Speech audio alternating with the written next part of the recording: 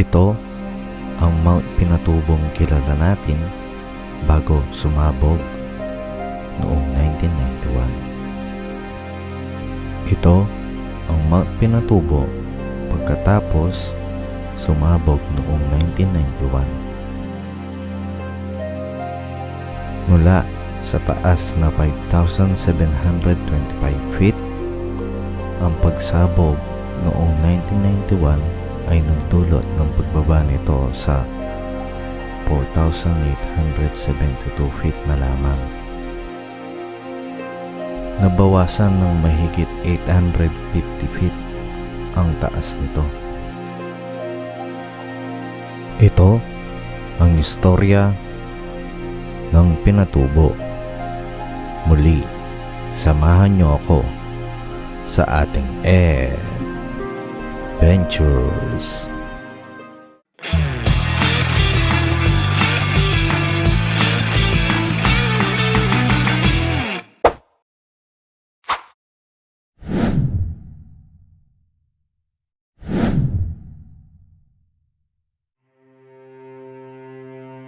Sinasabi ng mga scientists na ang mga bundok sa Zambales Mountain Range ay isang dating malaking bulkan na kasama sa orihinal na megavolcano ng Pinatubo. Ito ay may taas na 10,000 feet. Ang crater nito ay 5 beses na mas malawak sa kasalukuyang crater ng Mount Pinatubo ngayon. Mula sa mga larawan ng satellite, makikita mo pa rin ang bakas ng orihinal na crater na ito. Nagkaroon ng malaking pagsabog ang Pinatubo. 35,000 years na ang nakalilipas.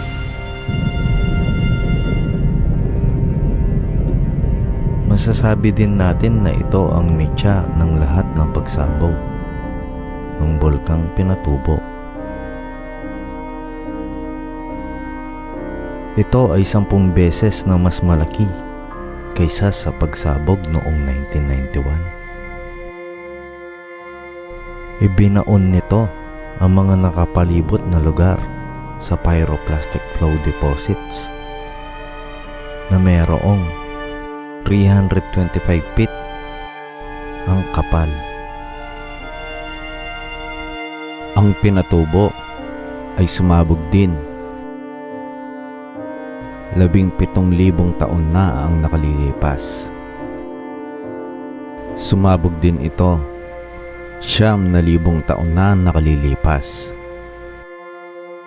Muli itong sumabog 5,000 taon na ang nakalilipas. Sumabog din ito 2,300 taon na ang nakalilipas. At 500 taon na ang nakalilipas. Ang huling pagsabog noong 500 taon na ang nakalilipas ay nagtulak sa baybayin ng Pampanga. Mula Guagua ay lumaki ito hanggang sa Macabebe at Sasmuan. Ibig sabihin nito, 200 taon bago dumating ang mga Kastila. Ang mga bayan ng Lubao, Sasmuan, Masantol, Macabebe at Guagua ay nasa ilalim ng karagatan. Lahat sila ay bahagi ng Pampanga Bay, na bahagi din ng Manila Bay. Nang dumating ang mga Kastila noong 1571, wala silang kaalam-alam na katatapos lamang pumutok ng bulkang Pinatubo. Nang dumating din ang mga Amerikano makalipas ang 300 years, wala rin silang ideya na ang Pinatubo ay isang bulkan. Kaya naman, inilagay nila ang pinakamalaki nilang Air Force Base, silangan ng Pinatubo, sa may Clark, Pampanga. At ang kanilang pinakamalaking naval base, timog kanluran ng Pinatubo sa Subic. Para naman sa mga sinaunang Kapampangan, marahil ay alam nila. Dahil sa alamat ni Marian Sunukwan ng Bundok Arayat at Ina Malyari ng Bundok Pinatubo. Ang alamat na ito ay tungkol sa paghagis nila ng bato sa isa't isa. Ang mga kasalukuyang Kapampangan ay hindi na alam kung ano ang ibig sabihin ng alamat na iyon. Hanggang sa pumutok ang Bulkang Pinatubo noong 1991.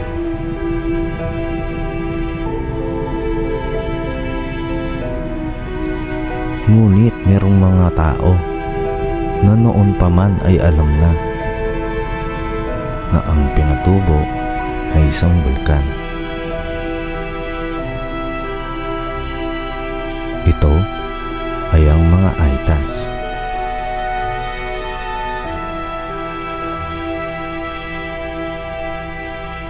Meron silang alamat tungkol sa higanting pagong. Naguhukay ito ng butas sa tuktok ng Bulkang Pinatubo. At sa paghuhukay nito, nag-aagis ito ng bato, putik, alikabok at naglalabas ng apoy.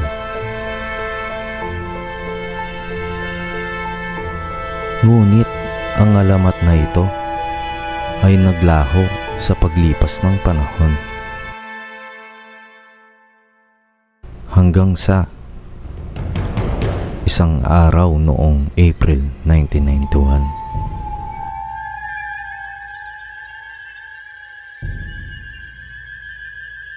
Napansin ng mga residente sa magkabilang panig ng Pinatubo ang puting usok na tumataas mula sa bundok. Iyon ang unang malinaw na senyales na nagising na ang natutulog na Pinatubo.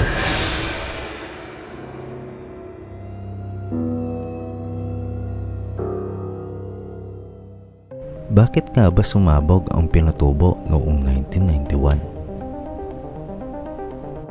Kung titingnan natin maigi ang talaan ng mga nakaraang pagsabog ng Pinatubo, unti-unting umiikli ang panahon ng kanyang pagsabog. Tignan ang mga puwang sa pagitan ng mga pagsabog. 18,000 taon. Sinundan ng 8,000 taon. Sinundan ng 4,000 taon. Sinundan ng 2,700 taon. Sinundan ng 1,800 taon. Ang agwat sa pagitan ng pagsabog noong 1991 sa nakaraang pagsabog ay 500 taon lamang. Napaaga nga ba ang pagsabog ng Bulkang Pinatubo? Taong 1982, ang Philippine National Oil Company o PNOC ay nagsimula ng hydrothermal exploration sa paligid ng Pinatubo upang makatulong ito sa paglutas ng problema sa enerhiya ng Pilipinas. Ang mga aktwal na paghuhukay ay nagsimula noong 1988 at tumagal lamang ito hanggang Marso ng 1990.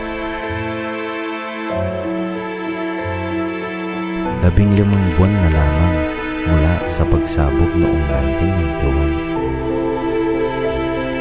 Inihinto nila ang paghuhukay matapos nilang matuklasan na ang lupa ay lubhang acidic. Sinisisi ng mga katutubong Aitas ang PNOC sa pagsabog.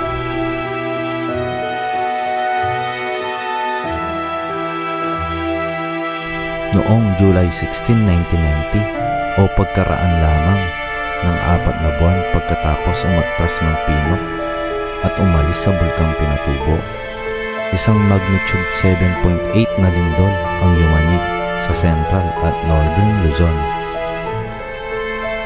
Bagamat ang epicenter ay nasa Nueva Ecija, ginulo nito ang local fault system sa ilalim ng Mount Pinatubo. 2 oras lamang matapos ang lindol na iyon, tumama naman ang magnitude 4.8 na lindol sa ilalim na bahagi ng Mount Pinatubo.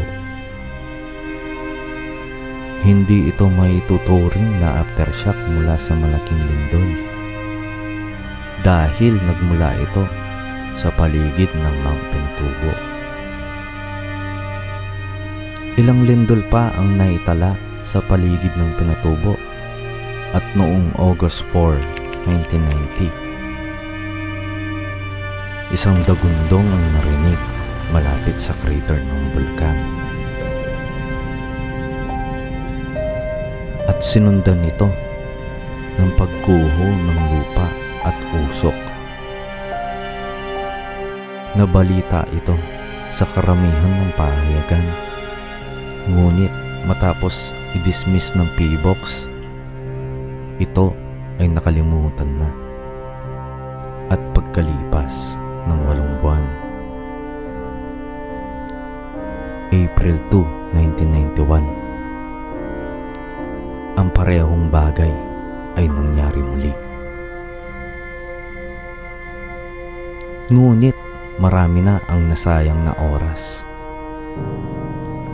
Ang napipintong pagsabog ng Pinatubo ay nasa 2 buwan na lamang.